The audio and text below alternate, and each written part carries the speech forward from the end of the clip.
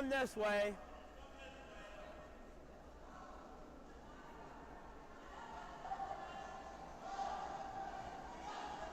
I almost have to come on your guys' sheet.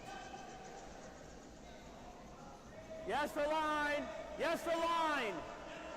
Line. Looks like we have Team Torkelson trying to get around these center guards here. Curl it. Trying to curl it in at the last second. Looks like a nice shot coming down. They're going to get that. It's just about all the way buried. Nice draw of the top four. Take control of the end.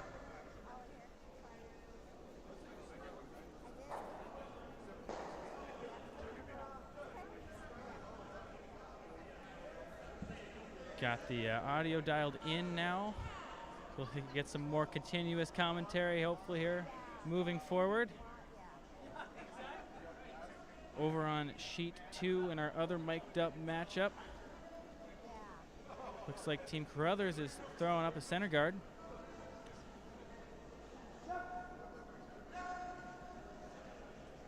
Taking a look at the standings in this women's pool A.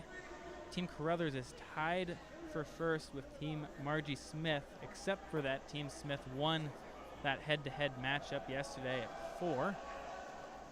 So as the tiebreaker stands now, Margie Smith would be the 1 seed coming out of that pool. Mariano sits at 1-1 along with Team Aubrey. And then Team Lawler is at 0-2.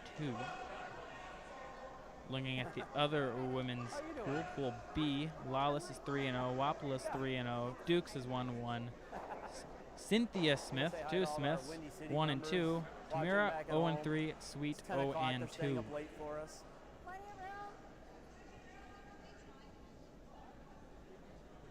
Taking a look at the pool, the teams on our sheet 1 matchup here. Torkelson is at 0-3, looking for their first win here over on sheet 1. Team Somunen, their opponent, throwing a yellow rocks. They're 2-1. Team Wright is also 2-1, and Larway, hometown team, is 3-0. Team Levin, another Seattle-based team, is 0-3, and Team Moir is 2-1. Hope that wasn't too confusing, listing the pool completely out of order to accommodate our sheet 1 teams first. That's men's pool B. Men's pool A, we've got Far Below 3-0, USAD is 2-1, Ho 2-2, Jackson 1-2, and Leichter 0-3. Pool C has Dropkin leading at 3-0, Hustavar 2-1, Leclerc 1-2, Hester 1-2, Horseman 1-2, and Dolstad 1-2. Log jam there for that 3rd spot. These teams want to be top 2 in their pool, however. There is a tiebreaker draw at Friday, I think later in the morning. Up here. Anything you move out of here is good. 2 p.m. afternoon, not too bad. But there's 6 teams qualifying on the men's side and 4 on the women's side. So once you hit the 2 losses, you're kind of on your last breath, maybe even already looking at a tiebreaker. 0-1 losses is what these teams are looking for to secure their playoff berth. Looking across the sheets here, as you can see, all 5 sheets are up on the screen. We've got Lawler and Aubrey on sheet 3, Wright and Levin on sheet 4, Larway and Moir on sheet 5.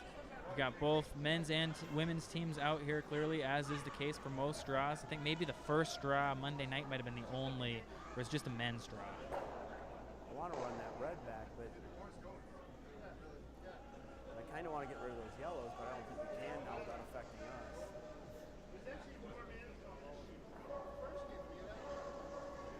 Get to which yellow? No. All you would do is push it back into the middle, so. We can hear Team Torkelson trying to plan out their next shot over on sheet 1. Got the 2 yellow center guards, that red off center guard, and a few rocks clustered in the top of the rings. Torkelson does have the hammer here. So really just trying to set up for an opportunity to score a few points at their last rocks. Few's a little generous. I think they'll be very happy with two. Here, I think we can double. We have to go normal. Hit here. It's a pretty flat double. I don't think they're going to get it with normal, but that might be enough weight to just roll next to the other yellow, which would still be a really good shot. Even just hitting and rolling buried in the middle, as long as they roll deep enough to be shot, I think they'll be really happy with that result. Some of these shots will have to switch brooms and hold them in each other's. Our Mike skips side by side there as they're both taking about 6 feet of curl. Ended up being a little too much ice on sheet 1 though. Mostly think that stone was a little on the heavy side.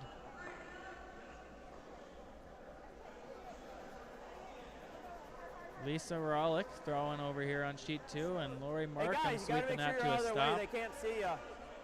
Lori and Lisa have been doubling as event coordinators, working tirelessly, playing and organizing the event.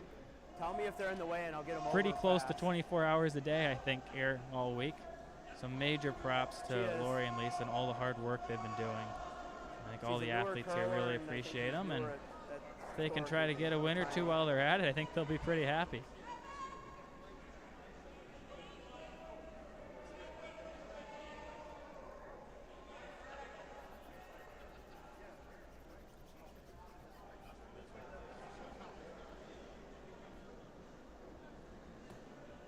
Lori and Lisa joined by Karabic Broom and Sheila Mariano. You like the tap back? Or we can draw around. One look at their uniforms, you can tell they're also a hometown team from the Granite Curling Club of Seattle. Let's draw.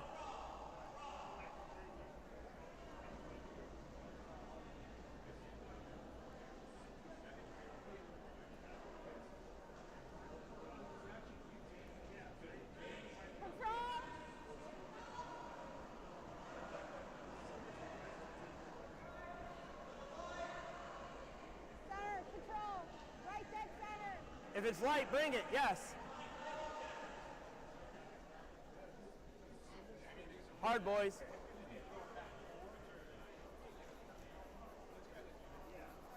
All right, let me have it. Greg Torkelson with the valet, giving his front end a little bit of a break for the last few feet.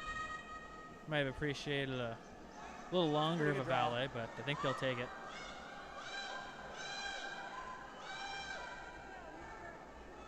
Back over on sheet 2. They think they're happy with it. They want to curl a little bit more, but they're still going to be lying 4. Team Mariano is with the last rock advantage. The good news for Team Carothers is those rocks are all grouped together in just about a line. If you could throw really big weight, at least 3 of them would go. I think it'd be pretty hard to get all 4. He'd be pretty happy with the triple. I think realistically, even if you can make a double or just sit in a spot where it's inconvenient for Team Mariano to be able to remove your stone.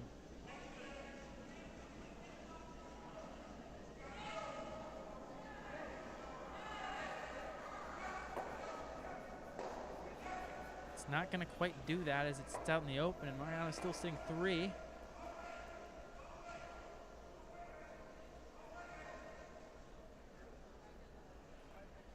Sheila initially indicating for the hit and roll here.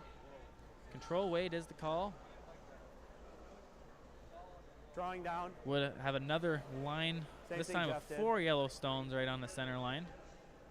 But again, I think it'd be, maybe you could make a triple, you throw it really hard, but hard to remove all 4. Even if a triple is made, I think it'd still be looking really good for 2, so. Good setup all around here. More importantly, there's not going to be a good spot for Team Carothers to hide. Oh, this thing's really over curling, and it is going to jam, but not remove. So there are 4 yellows in the rings, just only 2 of them are shot. Keep going, guys. Keep going. Keep going.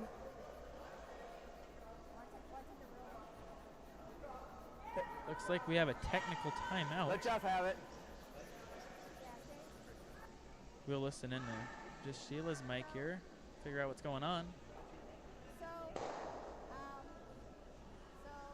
I had a yellow rock right here, and I kind of touched that yellow rock a little bit, and I don't know if that, so I don't know if that goes out. I didn't have. Sounds like just a misunderstanding on if the rock went out or not. Okay, just tapped it with their broom.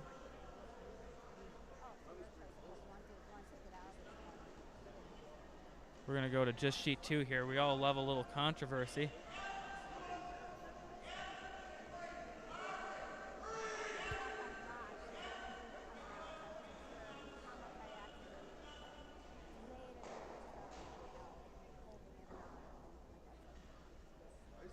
So it looks like Team Mariano made contact with the rock that wasn't the delivered stone.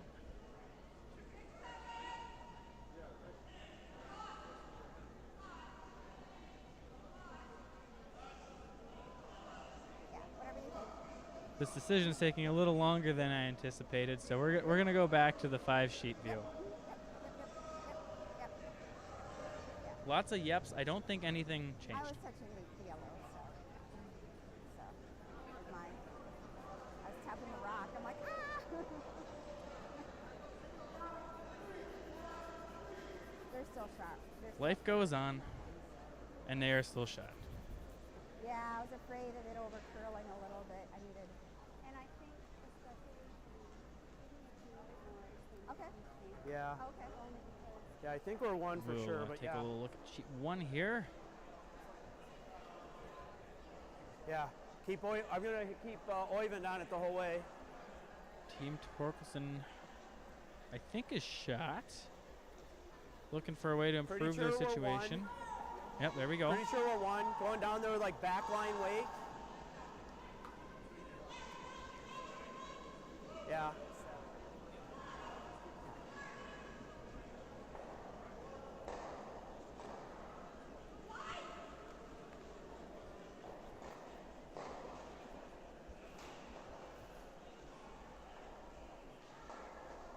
Okay. Stay on it, Oyvind. All right, I like this planning from Team Torkelson. I have Oyvind, who I believe is their inside sweeper. They're just planning for him to stay on it early. This can be a good tactic if you're a little unsure of what the ice is doing, or if just you never want to be wide on a shot and you just want to err on the tight side. You can take ice where you plan on sweeping it the whole way. That does not appear to be what happened. I think Greg just a little heavy out of the hack, and they're not going to make contact there. Not the result they were looking for. 1 red. It is going to be just a force. That was a shot for 2. One where they really didn't need much weight there. Even, I mean, if just draw weight because they were shot, but you could just play a back 8 weight bump too if you wanted to add a few more options. Tough time to be heavy, but a lot of game left. So Team Somunen is going to take a 2-1 lead and the hammer into the 3rd end. Now as I glance back over to sheet 2, Sheila Mariano is throwing, I think they called it top 8 foot. And it's just going to be a guard guarding one of their stones. I'm not really sure what happened. Many of you probably paying more attention than I was. But somehow the situation went from pretty good for Team Mariano to really good while Team Carothers was throwing.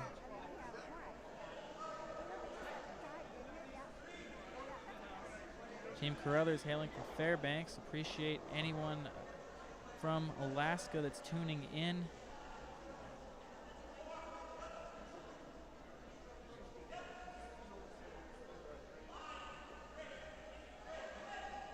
A lot of really good curlers from Fairbanks end up relocating to Seattle for some reason. Less that I know of end up going up there. Beautiful place and a great curling club from what I hear. I have yet to play there though. It's at the top of my list. So here comes a last rock for Team Carothers. Oh, and it makes contact, but does it remove the stone? If they hold that one a little bit more, they might have a triple's ambitious, but I think there's at least a double or a good hit and roll there. So this is going to be a draw for 5 for Sheila.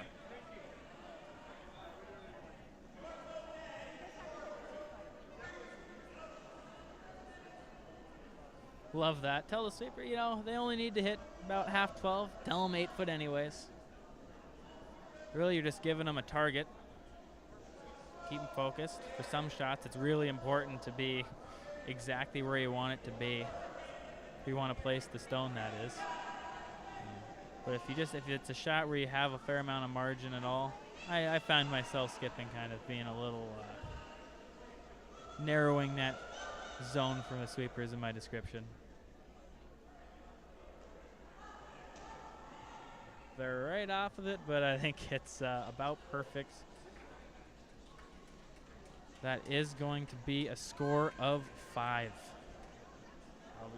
Taking it, well, 5-1 going into the third end on sheet 2.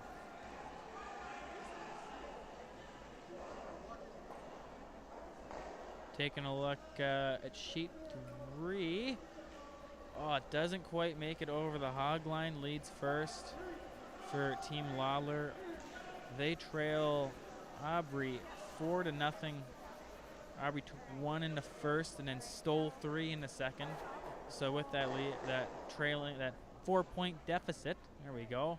They really wanted a center guard there, Team Lawler. 1 less rock they can use to hide under later in the end. That's how you're going to manufacture your points. Although they probably would prefer a corner guard having the hammer. Over on sheet 4. Yep. Yeah, for line. Team Wright took 2, stole 1 to start the game. They have a 3-0 lead. And on sheet 5, Team Larway from the Granite Curling Club as well took 3 in the first. And they have not yet posted the result of the second end. As second Darren Leto makes a hit that I think barely rolled on the rings. That was Darren's second. It appears that Team Moir has the hammer here, which means that Larway was either a blank or Larway scored more in the second end. So at minimum a 3-point lead for them.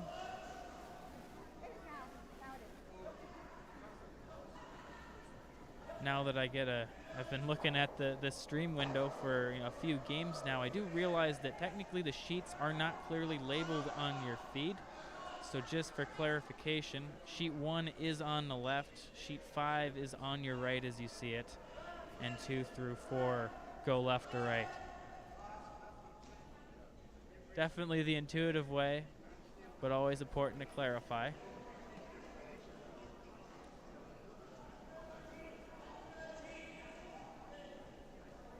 Yep. Whoa. Yep. Whoa.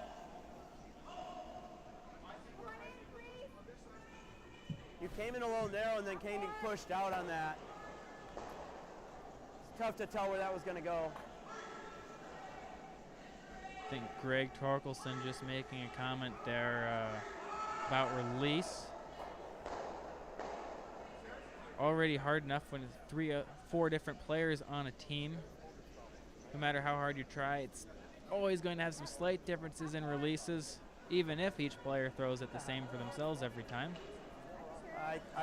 Real big part of being able to read ice as a team and know where to put the broom is having consistent releases that your teammates are familiar with. Probably one of the more important skills in the game to practice. It's already hard enough with tracks changing the way they do and trying to move from curling club to curling club if you're playing competitively.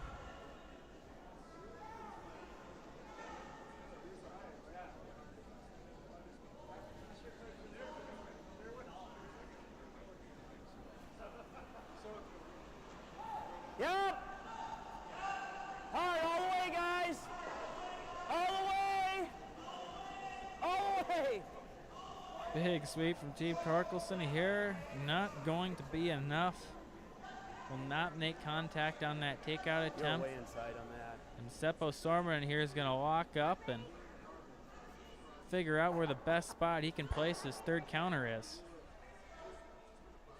Could go under the corner as he's tapping now. The only danger with that is it leaves a chance for Team Torkelson to make a good freeze and outcount those other 2 yellows.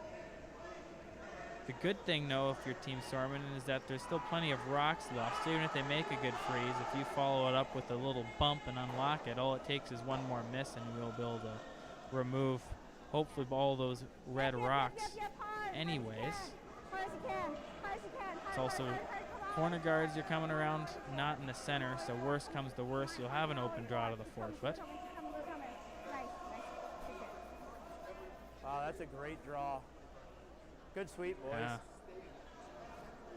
Greg being complimentary there. That is a great shot. And here comes that freeze. Hit that out, they hit us out, and we're giving up 3. We freeze down to this, we can limit them. Yep, doing the math we're there. We're giving up 3 already, so... No, that's not cute without the hammer, because they're set up. No, it's not. So this is Skip's first here. It's a little later in the end than I initially thought. Maybe we're in like the thirds first, third second territory. Trying to freeze down to that one he just threw. Actually, Jeff, you get 2 shots. Throw your 6 I was stone. right. Look at that. Throw your 6 stone. Good last. I'll give you the hit. You want the hit? That is hard as a skip. If you're already in the hack, usually you don't have to get your own rock, so you're just locked into your routine. Grab the rock, throw it. I might be speaking from personal experience, but last season, I guess it's technically the season's over now, so 2 seasons ago, take your time. a trials qualifier actually, we threw out of order.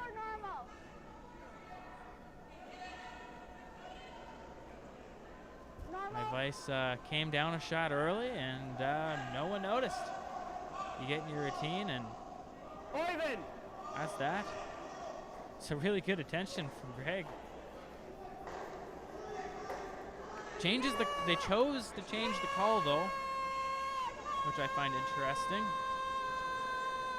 I got down there and there's 3 rocks. Here we got a long line call from Sheila here. You're on broom and they don't quite out. get that double they're going for, but they still remove that red that jammed and take control of the forefoot. They're happy with that. Now, if Team Torkelson had thrown out of order, then their third, who only threw 1 rock, would end up throwing the 8th stone of the end. Greg would throw the 6th and 7th rock in order. If they find out after the 6th rock, they don't go and then have the 3rd throw the 7th and then Skipper throw the 8th.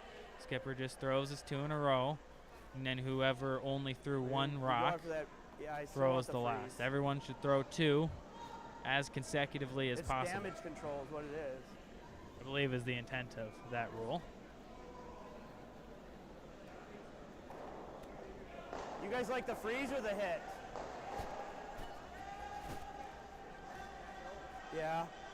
I mean, the hit's easier, but if we go for the hit, we're giving up 3 for sure. Guard! Anywhere the 4. What do you think for weight?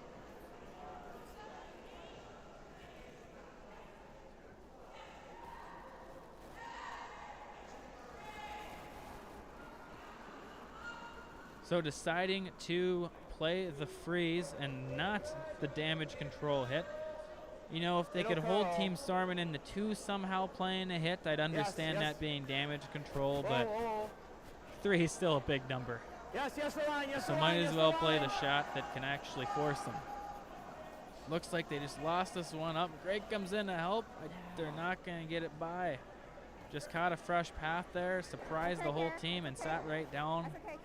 Seppo's going to have a chance to draw on lie 4 now. They're relying too much on the watch. That's right. Ah! Yeah, I know. I didn't know where it was.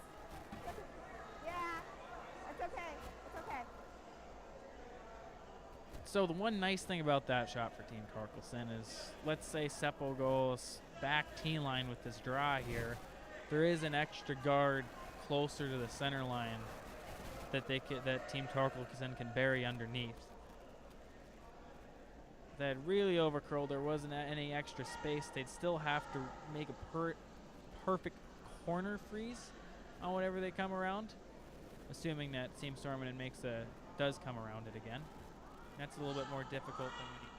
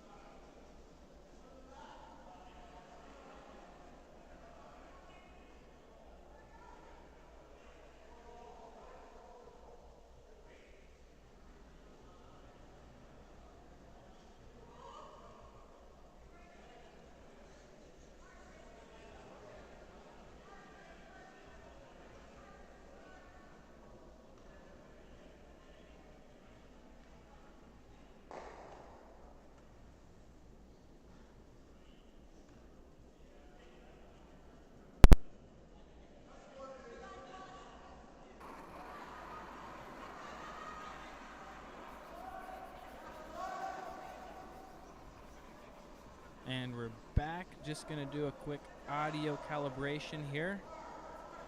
So another minute or so.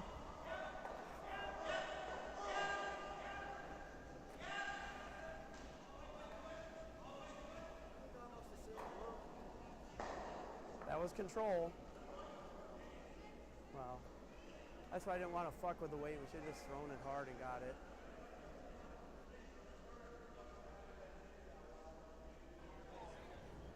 And it looks like the audio's rolling again. My apologies. I think we lost a good chunk of time there, the audio being down.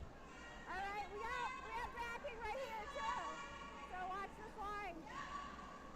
It's coming quite a bit. Whoa, whoa, what's up? Okay, whoa, whoa.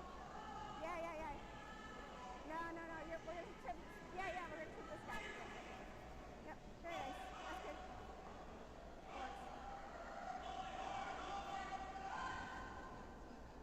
Ended up being a stolen point for Team Mariano on sheet 2 in that fourth end. They're gonna extend their lead 8-1.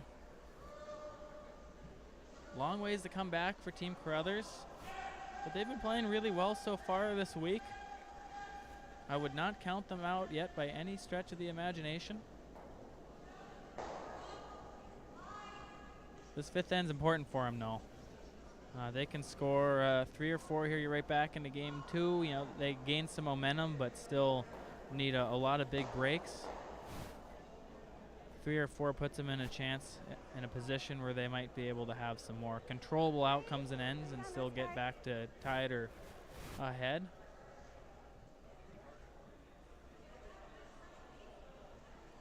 All right, less ice, yeah. What? One more ice? Less ice. Edge of the 8, all right.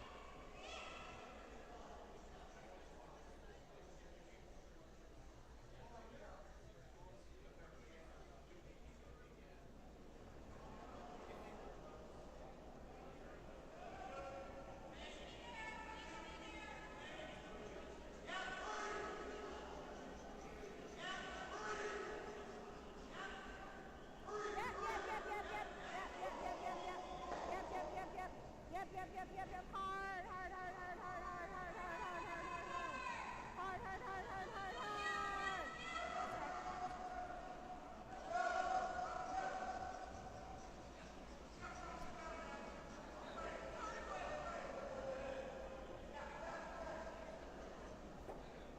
And then over on sheet 1, not quite getting that run back.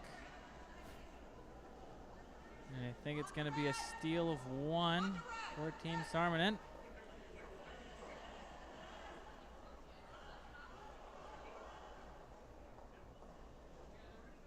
That will extend their lead to 7-1. Torkelson took a blank in that fourth end. Was hoping to have an opportunity to maybe score 2 or 3 and get back within striking distance in 5 there. And now we're trailing another one. Similar position to Team Carothers with 1 last end to play.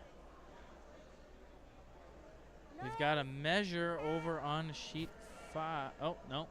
That's just where the measure stick's being grabbed from. The measure is on sheet 4 and they're waiting for Team Moir to deliver their stone before walking behind the sheets. We don't have backboards behind the end on the away end.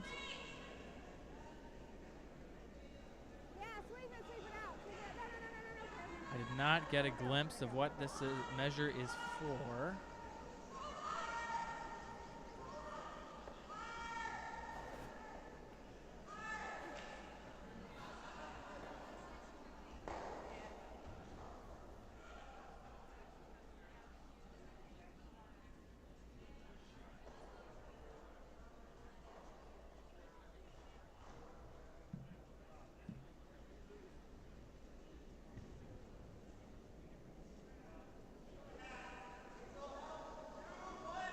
Meanwhile, on sheet 5, Team Moir is able to post the single. I looked away for a minute, but I think they had to draw against 2 or 3, so nice shot.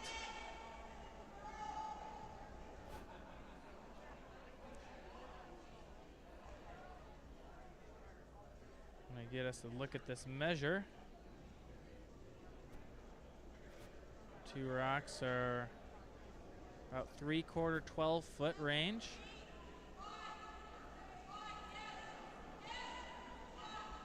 Looks like it's hitting the red pretty hard from here. And it is going to be the red. No idea what the official score is. I don't know if that was first, second, third shot. But Team Levin is at least somewhat satisfied, I'm sure. And the score goes, oh, well, maybe not. Looks like that was a measure for third count. Fourth count. So still a score of 3 for Team Wright. Another lopsided scoreboard.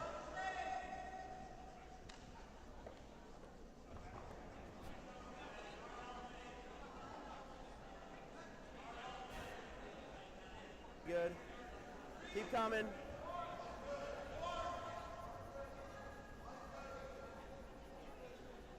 Okay. Good sweep, boys. Nice come around that corner guard for Team Torkelson. I think it's showing a little bit. We're making Team Somunen chase. If you make contact and stay in the rings, they're probably going to be behind a tee line in a spot that Torkelson can use. People who can make their shots or barely miss them versus those of us that are inconsistent the entire time. Good line from Greg there.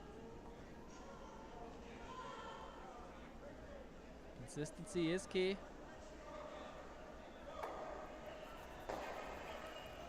Championship Ice rewards teams that do throw the rock consistently.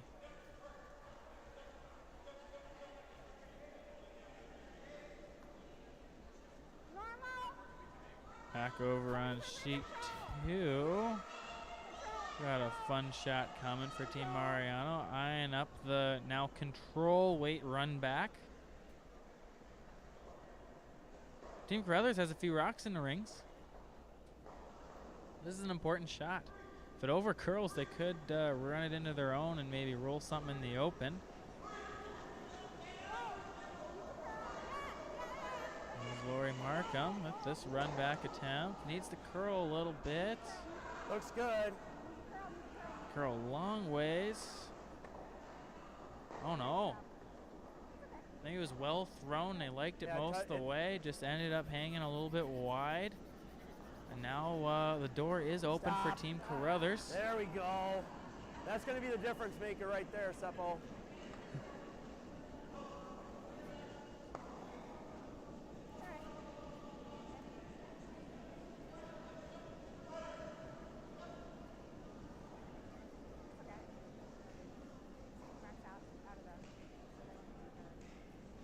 I think we got a biter back there in favor of Team Torkelson.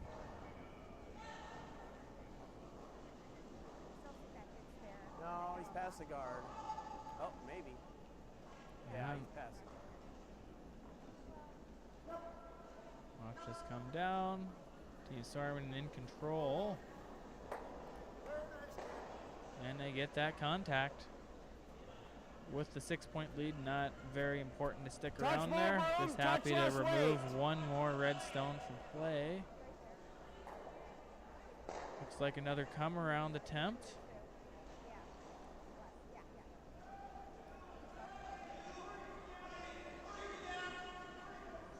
Now if they can make one of these come arounds and then maybe get a missed peel and sink another one around this guard, they'll have an opportunity for 3. Getting a little ahead of myself, projecting misses here, but are we heavy? Not going to win the game without some. Down 6. Whoa, then. Whoa, whoa, whoa, whoa, whoa. Whoa.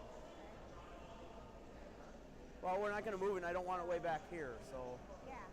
Yeah, Team Torkelson deciding that even though it was hanging out a little bit wide, they'd rather show a piece above the tee line than be fully buried behind the tee line.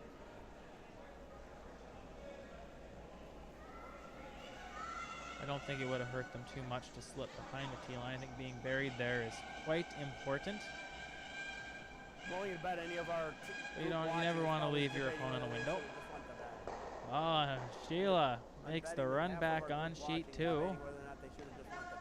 Learned a lot from Lori's shot, and then come and make it on Skip's first.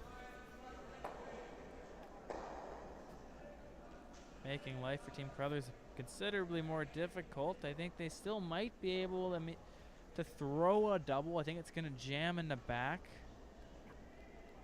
Might be able to jam it in a way at least doesn't stick it and maybe lie 3. I think they're also looking at the option of just hitting and rolling, maybe not touching that second stone, leaving it, hoping for a miss. And if they get that miss, then they'll have access to throw hack weight at that second stone on their last. Oyvind! Oyvind!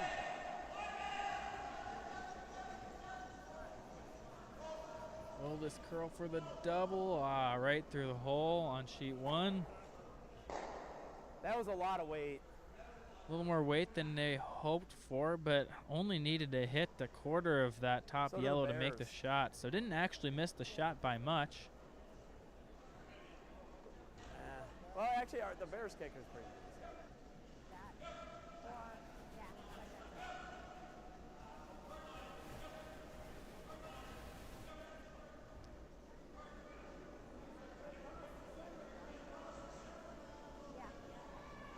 Here comes Team Carothers, a little tight out of hand.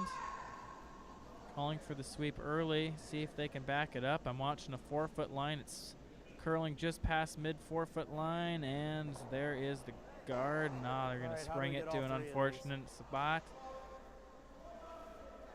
Got a feel for them.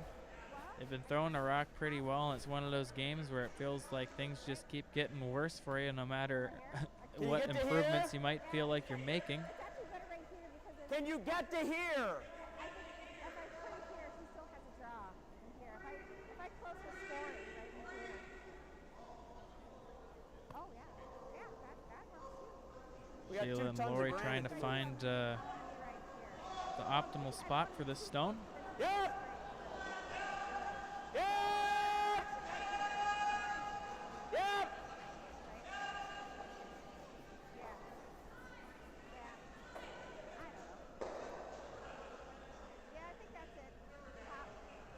Team Torkelson wanted to move a couple more yellows than they did. Chance for Seppo to hit and roll and lie 3 in total control of the middle. Because if he hits it, we'll still have these shots. Oh, are we? All right. The clock is running. An important clarification from Lisa. And right out of the hack from Sheila. No time wasted after that. Must be a little bit behind on the clock. If you're close to on pace, you would like to clarify where exactly you want that stone for the sweepers. This is one of those shots. They're trying to put it in about a rock wide band in depth here, maybe a rock and a half. If you're too deep, you just leave an open hit and stick. And that's real close to the perfect depth that they want. It just overcurled a little bit. The philosophy of that stone is being as deep as you can to where if your opponent noses it, they won't outcount any of your other stones while trying to block as much of this in-turn draw as you can. So this is still a really good spot for that stone, but absolutely perfect would be about a half rock deeper and a rock wider, just biting the center line. You were in good position. Double and get to here. And you can consistently come within a rock of that perfect location on a shot like that where there's not a ton of pressure on you. You're going to like your chances. Coming in normal. And the scoreboard is reflecting that for Team Mariano. This one needs to slow down for Team Carothers. Sweepers have been right off since about halfway down the sheet. Double. Normal weight. Going to slide. They do find the back red, which might have helped them a little bit. Either way, that is going to be handshakes, the concession from Team Carothers.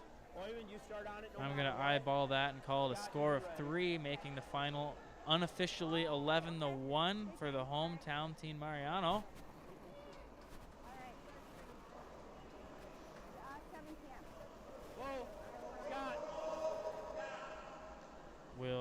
focus on sheet 1, which is also a lopsided, so we'll look around, and unfortunately, the second we switch over, I think we have a pick.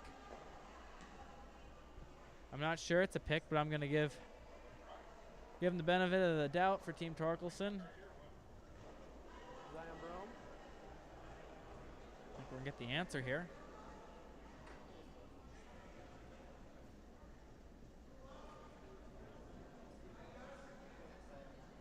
Oh, we got 6 ends. Already thinking about handshakes, It's an easy, yeah, warm room, and maybe some dinner. Probably second dinner this time of night. Here we're only down by 5.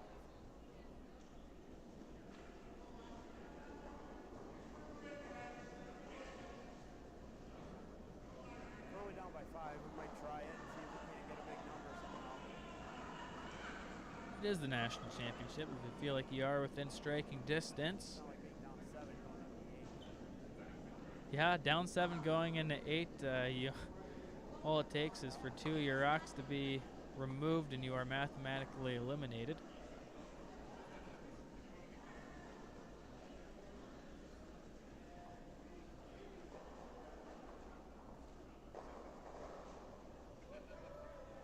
For those of you less familiar with curling as a whole, we do have the option to concede early. Most sports do not have that option. Most curlers really like it, especially if they're craving a beer in the middle of a league game. But at the championship level, it gives you the opportunity to both kind of give your opponent some respect, and if you're playing a longer event, it might be a better investment of your time to focus on recovery and sleep in preparation for your next game than it is to play a couple more ends and when you're in a position you know you'll lose. I got to get 4 foot, guys. Yeah. I gotta get 4 If you're foot. not particularly confident in the way you're playing and you feel energized, a lot of value to keep playing and get a better handle of the ice. So different teams will shake at different times for different reasons. Oh shit, that's way slow. We're gonna give it a little extra. All right, a little adjustment towards the end of the slide there. Got a curl. You've got to drive a slide and a release. They don't have to all be exactly how you planned. Oh, we gotta get around that guard. Got to get by My that slide was just a corner mess on guard. that. Yeah, those corner guards are real tough to come around. To get by the corner guard, they'd probably have to take ice that would get them to side 4 foot. It's a pretty substantial adjustment from your ice to the center line. And just like that, There we both go. of our Where Mike's did the 4 foot players go? He just took out are here. walking off the ice. Sorry on that last one. We still have. Thank you.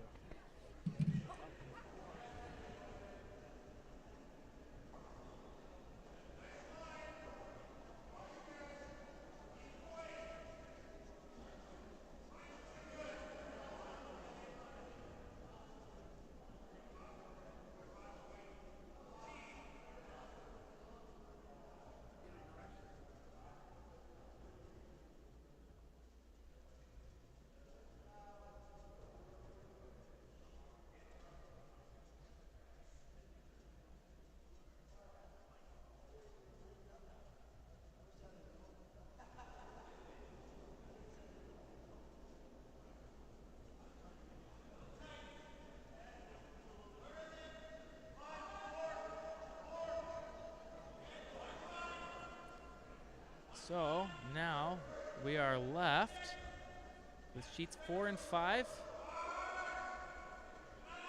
Both also fairly lopsided games. We got Darren Leto and John Rasmussen sweeping Joel's last into the top 8 foot. That was the last rock of the end though, so it's not going to be enough weight for him. Think they're forced to 1. Made the amateur move of trying to look through the glass instead of just looking at the monitor right in front of me. So from your perspective, you're wondering why I'm wondering at all. That's the score there. I think it is a force. Either way, Team Larway controls the game.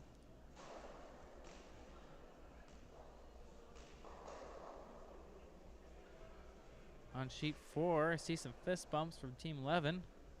I was distracted glancing over at sheet 5, so also missed that one. I think we'll get feedback pretty soon here in the scoreboard.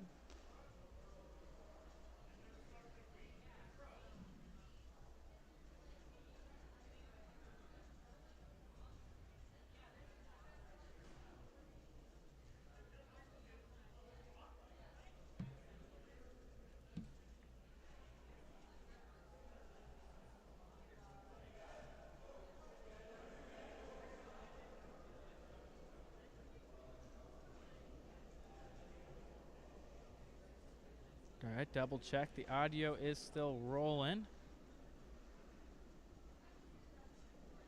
Take a look at the standings here. Don't think it's updated since I first looked, but taking a look at that women's pool A, actually I think it did update. I have to remember. Yep, I think it did. So now we have a three-way tie in that first position at 2-1 between Mariano, Margie Smith, and Team Deborah Aubrey at 2-1. And then Team Carothers also at 2 wins, but also has 2 losses. There are only 5 teams in that pool. So for Team Carothers, that was their last game of pool play. They're going to have to sit and wait to see how the rest of the games shake up to see if they have a chance at a tiebreaker.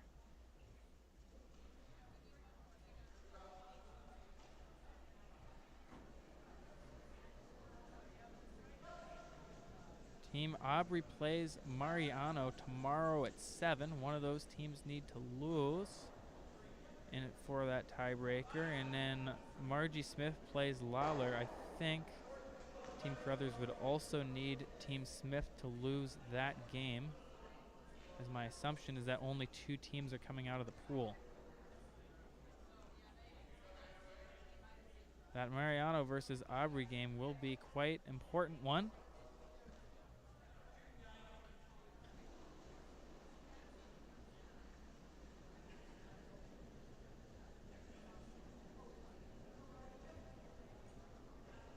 Looking at men's pool B, that is a 6-team pool, so Team Torkelson at 0-4 will have one more opportunity to win a game here this week. Team Levin, with their score of 2 in the 6th end, makes sheet 4 our closest game so far.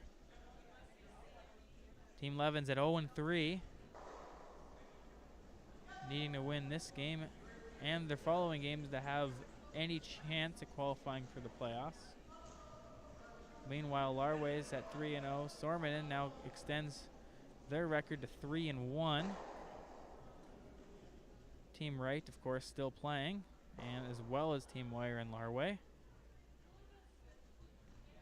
Larway looking good to keep their undefeated streak going to 4-0.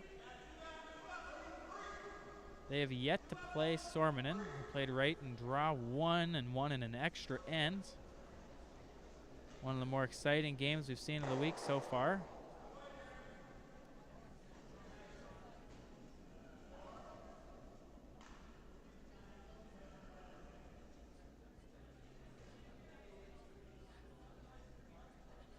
That Larway Somunen game's at 2 p.m. tomorrow. Moir plays right at 2 p.m.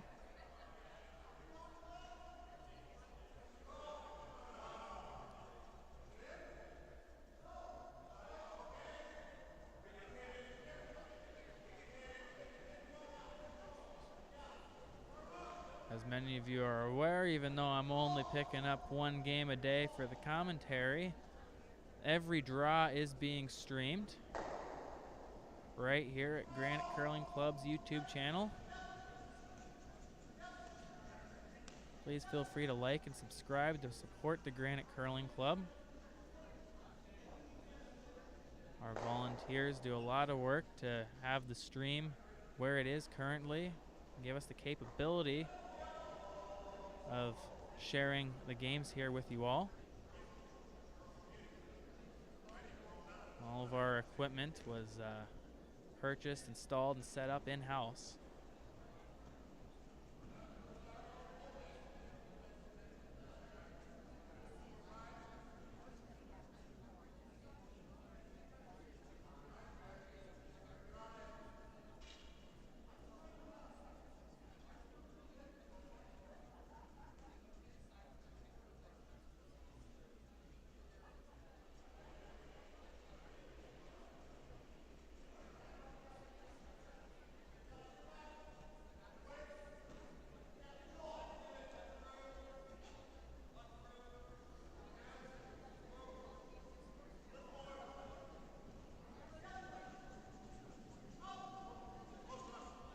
taking a look at sheet 4. Team Wright with a run back attempt. There's the guard, and there's the rock in the house. Will it stick around? Ends up rolling on through, but they're quite happy with contact there.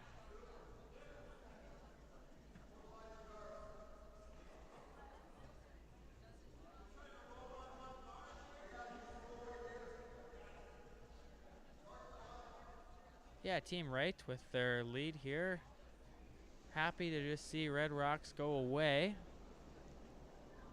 Less rocks in play, the better. They're up 3 with the hammer in the 7th end. Their objective here is to score. Post a point, they're up 4. Very good chance of winning. Up 4 without in 10. 8, sorry. Clearly my mind is still on men's nationals. Don't play 10 ends very often anymore. I was a little nervous sitting down before my first game, and someone said these games are 10 ends. That game started at 8:30, so I was starting to do the math in my head. Would like to get home before midnight. Of course, as we all know now, these are 8-end games, and I was 90% sure they were 8-end games, but a little doubt, I was a little nervous. The Sean Silver's second run back attempt. I think maybe that might have been Sean's first. Isn't made like the previous shot. That's going to give Team Levin a chance to either guard or bring another rock into the rings. Now, if Team Wright's objective is to score, well, Team Levin's objective is also to score, ideally more than one. Without the hammer, that's a tall task, but their route to win the game is going to be without the hammer most likely, considering down 4 with, if they were to give up 1 and get a chance to get the hammer back, is fairly insurmountable. So that means between the 7th and the 8th end, they got to steal 2 and steal 1 to tie. And that rock, their odds would have been much better if that rock had stayed in the rings. Really, if your objective is to steal multiples, a lot of times the best way to do that is have, let's say if you're trying to steal 2, have your opponent draw against 3 relatively equally spaced stones. They might end up playing a hit and roll instead on their last rock of the end. Normally just a draw to the 8-foot or a short hit and roll aren't too difficult of shots, but you're going to need a miss on your opponent's last anyways, so just put your stones in the best situation if you do get that miss.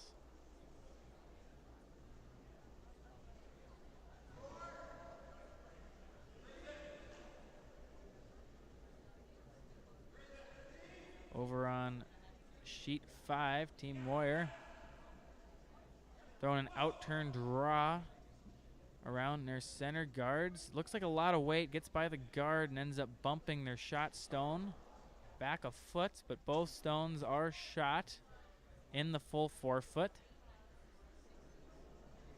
They're in a similar, but, well, not too similar as they have the hammer, but they also need to score some points. And now I'm being joined by the skip of our sheet 2 matchup, Sheila Mariano. Gonna rotate the mic over here. Hey, Luke. How does it feel to be 2-1, right? Yes. Oh my gosh, it's outstanding. We're so excited. It's really cool. We're getting our groove. So. Yeah, absolutely. You guys, I gotta lean in a little bit here. We'll have to kind of go back and forth. I could actually here. I'm gonna make life easier for us. Oh, I'm gonna okay. turn on the second mic here. Okay. That's better. Yeah. No, you guys were in control, start to finish that game. I haven't seen too much of your curling so far, but you can't no complaints with how you guys are playing the night. Really? Wow. Thanks, Luke. I appreciate that. Yeah, of course. So I think I was looking through the schedule, but I was reading through a lot of the draw, so I might have already forgotten. But I think you play Team Aubrey at maybe 2 p.m. tomorrow, maybe 7. 7. 7. We play Aubrey on sheet 1. Oh, there you go. Have you played on sheet 1 yet? We have. Yeah. Okay, nice. What do you think of the ice overall? It's very swingy, much different than what we're used to at Granite, right? So we've really had to adjust, and I I think we're starting to work that. So that's really Yeah, if you, challenge. it can almost be a disadvantage to be the home club, because if you throw a lot of rocks here, you just get one kind of shape of a stone traveling down a sheet imprinted in your mind, and it's already hard enough to go a different club. And then when it's the same building you've been throwing on all year, here comes the beverage service. Thank you very much, Lisa. You have that one picture in your mind, and you go, and it's just, it takes a long time to retrain your brain.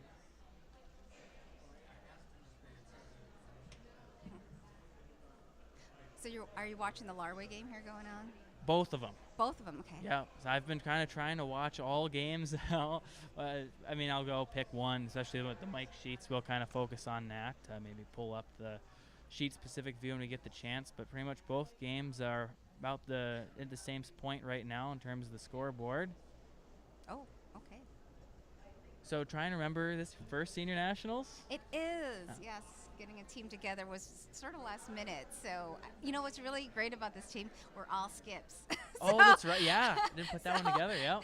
So it's really been fun trying to the challenges of everybody knows what they need to do, and everyone has their opinion on a call. So it's really kind of. Well, there's always a lot of pressure being the skip on a team of skips. So good job with that. Oh yeah, thank you. Our team, we thought it was challenging having 3 skips going into the year. It also worked out pretty good for us. Yeah, and it's really been fun because, you know, there are times where I might not see something and they see something in the house or on the far end, and I'd be like, yeah, I see it. I didn't see that before, and it's been really nice, and we've been communicating really well, and that helps out a lot. Yeah, I can tell. We got a really good insight, I think, on a few of those conversations, a few of the comments that Lisa had for you. No, it's good. I mean, to carry the mic's ambient enough, you get to hear some of what the front end says. But we did hear the comment of being a little short on time there. Yes. What was your clock at there in what is it, the 7th end or the 5th end? We were at 10:14. 10:14. So average is a little under 4 minutes an end. So you guys were fine. Yeah, I guess. I don't know. They were little just saying, little behind. Yeah. So yeah, after the 5th end, you're gonna want around 12 ends to play your last 3. Okay. Yeah. Yeah, so I think it ends up being a little 3:45, 3:50ish an end. And but you also have your timeout, right? So usually kind of the 4 end, once you get through the first couple, I just kind of look and just quickly, all right, 4 minutes an end is where you want to be. But with the thinking time, you can play an end in 30 seconds if you need to. It just takes a little bit of practice. Yeah, just be Kevin Cooey. Yeah. No, he has lots of practice throwing with just single digits left on the clock. Oh my goodness. I think that's for any skip that anticipates playing on the time clock, it's not a bad drill to just see how much time it takes to go through your whole pre-shot routine as you like it, as what feels normal to you without taking any extra time. Say maybe it's 45 seconds. Know what that is that you need to feel comfortable. And then let's say if you have 35 seconds going into your last rock, or maybe even on skips first, you can plan your discussion accordingly to have that sweet spot 45 seconds ready, and then say, oh, well, we only have 35 lead. Maybe you can clean my rock for me. Something like that. Figure out what that line is, and then if you kind of thought about it, have that preparation, you'll be in a much better spot to communicate as a team when the time happens. That's a good. See it happen a lot where teams, even if they've been playing with clocks for a while, they kind of get, because a lot of games end early, or you just have a ton of time banked. Really, even if you play a lot, there aren't very many that come down to the wire unless you're Kevin Cooey. So all of a sudden, even an experienced team, it happens, and all of a sudden you kind of see the deer in headlights look a little bit. The nerves come out, and as much as you can do to prepare for that. Of course, just playing in those situations is the best way, but there's a few little discussions you can have. Oh, cool. Nice. Yeah. So I've been watching much of the men's side of the event here. Yeah. I mean, watching all the teams from Granite Curling Club, which has actually been kind of fun. There's 3 teams from the club, so trying to root them on as well, right? Yep, 3 on the men's side, and then 2 or 3 on the women's side. There's 3, right? Or 4? No, 2, 3, or 4. 2. 2 is what I thought. Two. Wait, Yeah, sweet. All right. Come on, miss. Yep. Yeah. So yeah, good turnout here. Always kind of the hope when you host the event, gives all the more local teams that don't normally choose to fly across the country an opportunity to play. Oh, yeah. Thank you very much to those of you that did fly across the country to play. We need you. Yeah, absolutely. We need all that support. And it's been fun to see everybody and all the different teams from different clubs. Just seeing, and some of the people too have come back from they're originally from Granite and they maybe went to Broomstone or something. Bench. Of course, that's The one. You know what I'm talking about. Yeah. Well, the sport's growing fast, but historically there've only been so many cities you can live in, and when you're thinking about opportunities to look elsewhere, you know which cities are options if you plan to keep curling. So pretty common to see some curlers juggle around curling clubs. I think I mentioned earlier, lots between Fairbanks and Seattle, lots between everywhere in Minneapolis. Yes. We got the 4 clubs in the Twin Cities area, and then Boston's another big one. I can keep going, Okay. but no, I won't. But no, it's always the cool part of curling. You keep playing these championships, and there'll be a lot of familiar faces, and then maybe over the course of, if you play your whole life, you might live in a few different cities playing a few different curling clubs and make a lot of connections. And most of the players in this event have had lots of experience playing in events and accumulating those friendships. So there's been a lot of fun in the warm room here. It's been a cool part to be a part of. Well, thank you, Luke. It's nice to talk to you. Yeah, likewise. Thanks for coming in, keeping me some company. Been by myself here all evening. I'll let you get back to your debrief after your debrief and get ready for your big game tomorrow night. Yes, thank you very much. Thank you. Take care. Bye-bye.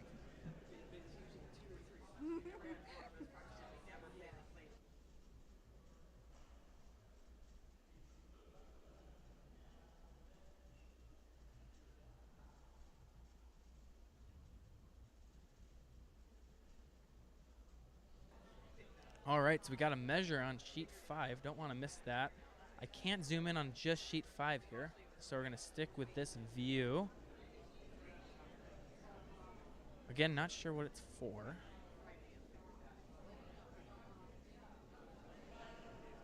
Quite a few measures today. Officials are getting their work in.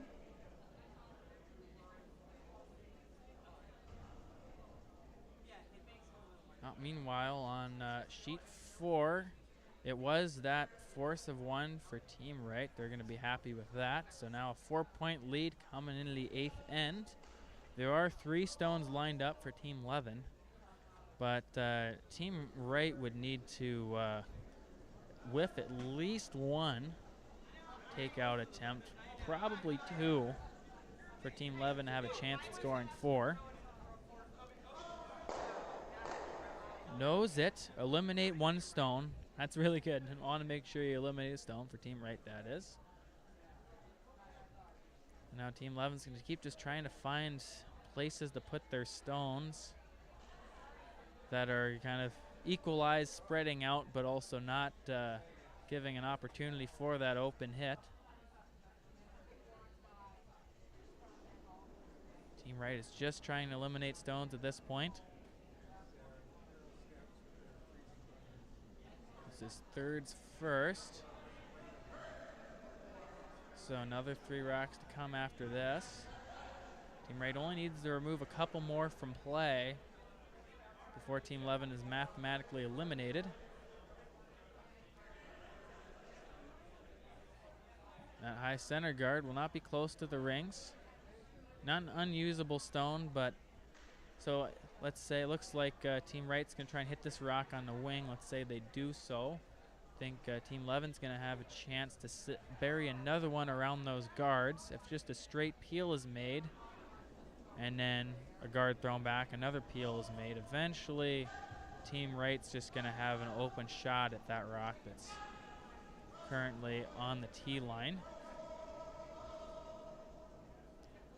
And they make the roll on top of it too, really reducing the short scoring area. Team Levin now is not only going to have to try to sit 3 before their last rock, but they're going to have to probably move that yellow to have enough space to do it. I think for the time being, they definitely need to bury a stone under those 2 guards and hope for a whiffed peel.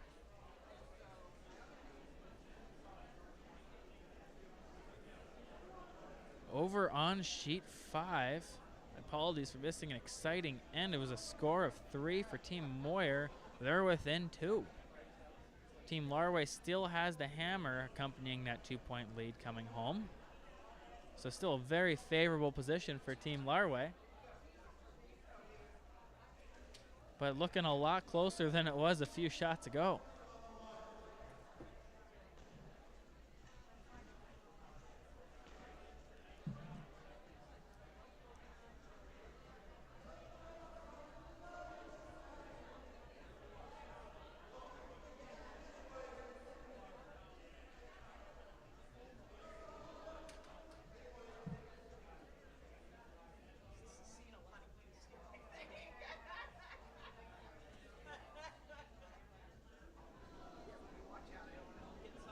So here's John Rasmussen on sheet 5.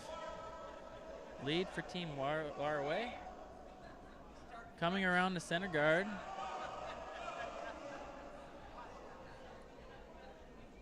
Our rock is touching the center line, so they cannot tick it. This rock's going to come a little deep.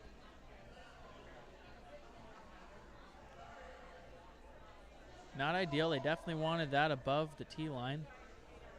There's not a lot of margin for error on that come around with the hammer in a situation where you're just trying to score in a last end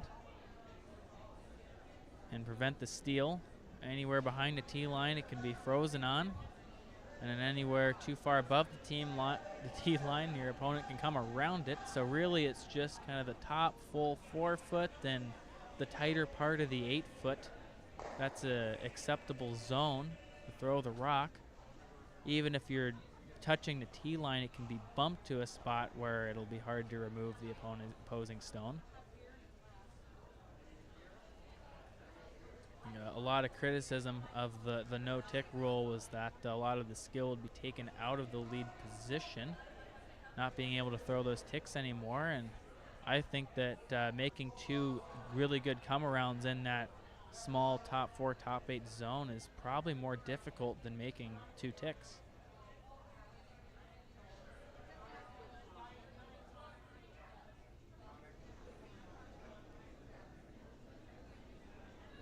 So now this second stone is not touching the center line. So we are going to see a tick for John.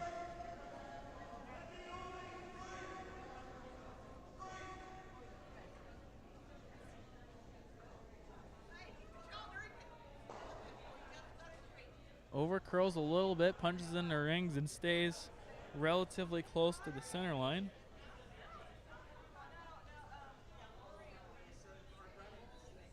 The tricky spot about where that rock ended up for Team Larway is that it probably compromises their out-turn draw path. If things get messy and they need to draw on their last. Taking a look at sheet 4. There are 3 red stones in the rings, kind of under a guard. I think Team Wright's going to be able to see at least half, probably closer to 3/4 of this stone. But at least, I'd say more often than not, you're not going to see a team in this good of a position down 4.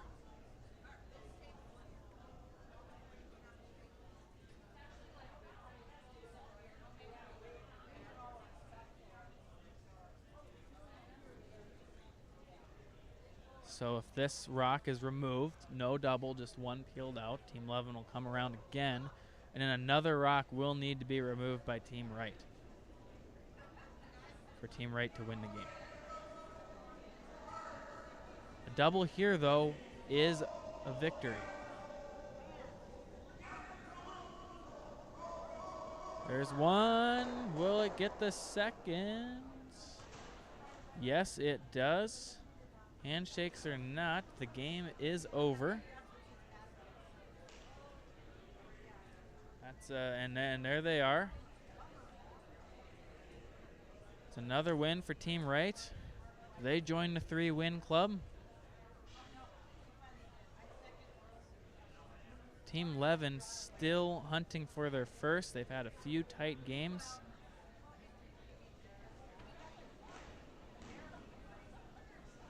I think they have 2 games left to find that first win.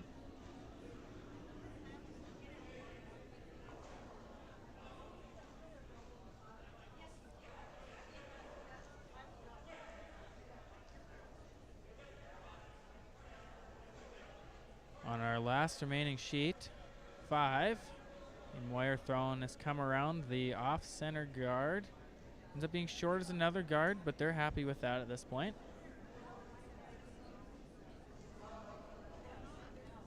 Joel Larway immediately taking a look at peeling. I think there's a few good spots to run the stone into. They can either make the double peel, including the rock that was just thrown, or they can run it onto that red that's near the tee line on the side, 8 foot, 12 foot. On the very right hand side of the screen as you see it.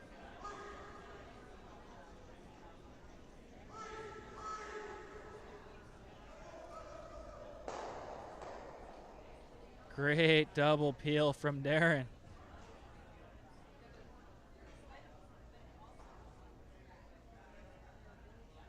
Second's dream, big shot, double peel in the last end.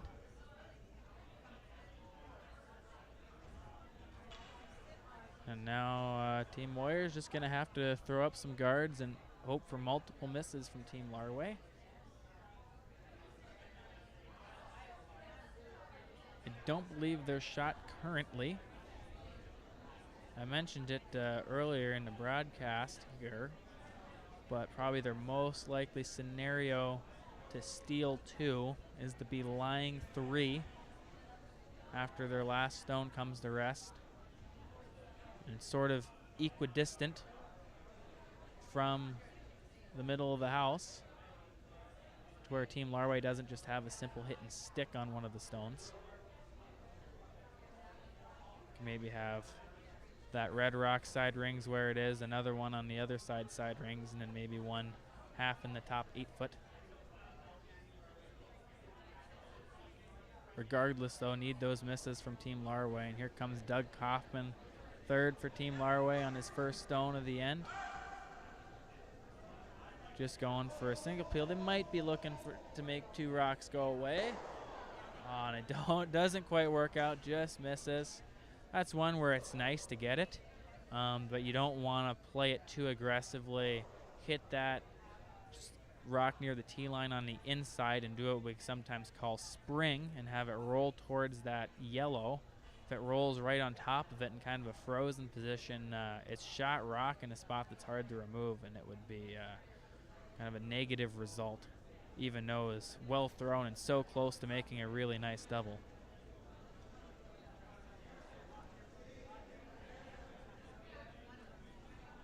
Another guard.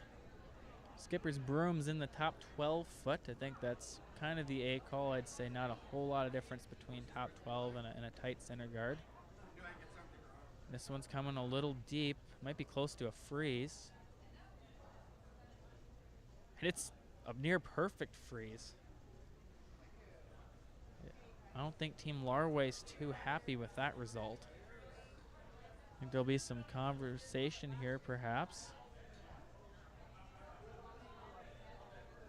Just thinking from now. Oh, Joel's got his broom right down. They're just going to play a hit and roll.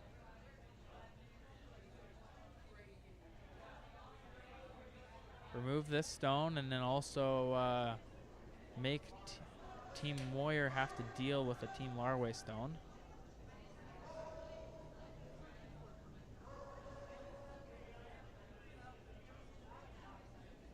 Sweeping the curl at the end. Stays in the rings, but I don't think that stone's likely to come into play. Wanted to roll inside there. Peeling the stone out or rolling where they did isn't hurting them much, though.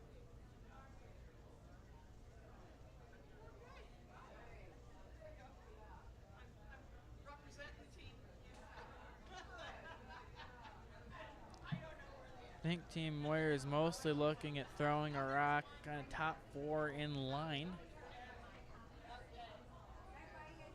As it stands right now, if it was the last rock of the end, they could freeze another one. And it'd be really difficult if it was perfectly made for Team Larway to remove those stones. You could throw a ton of weight and probably get rid of one almost no matter what. But you'd probably see Team Larway just have to draw the 4-foot at that point. It would be full 4-foot. But just really biting 4-foot. They don't need to score. They just need to be closer than the further of the two reds. This isn't the last shot, though. This is Skip's first.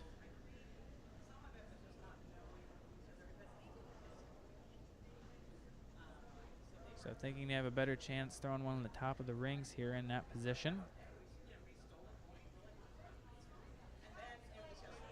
So they play the freeze now. Team Larway can just throw a nose hit, remove their back yellow that's causing them so much trouble, and be frozen on top of this top stone. Decision here for Joel now is he could just peel it out and leave that freeze opportunity, or he could try to make some contact with the frozen pair in the back 8-foot and remove the back yellow that's making the red frozen and difficult to remove. The danger is if you nose it and you leave both reds lying around underneath your shooter. That might will give Team Moir the option to either lie 3 underneath that and leave Joel a short run back, double for the win, or throw up a guard and leave Joel a draw to the full 4-foot.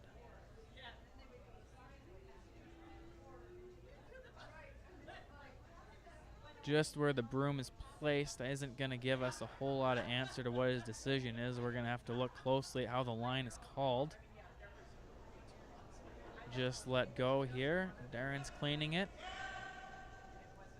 Darren's on it, just a medium on-off sweep. I think they're just peeling it out. And that is the result.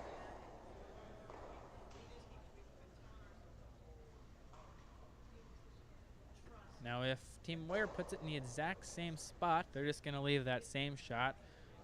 Relatively easy peel out for Joel. So they are going to want to make this frozen to the back 2 near the center line. If it bumps a little bit or is a little short, you'll probably see Joel just throw peel weight at it again. Won't be too difficult to remove one of those stones. If it's dead perfect, it'll either be a open draw or a soft weight bump kind of to the backing.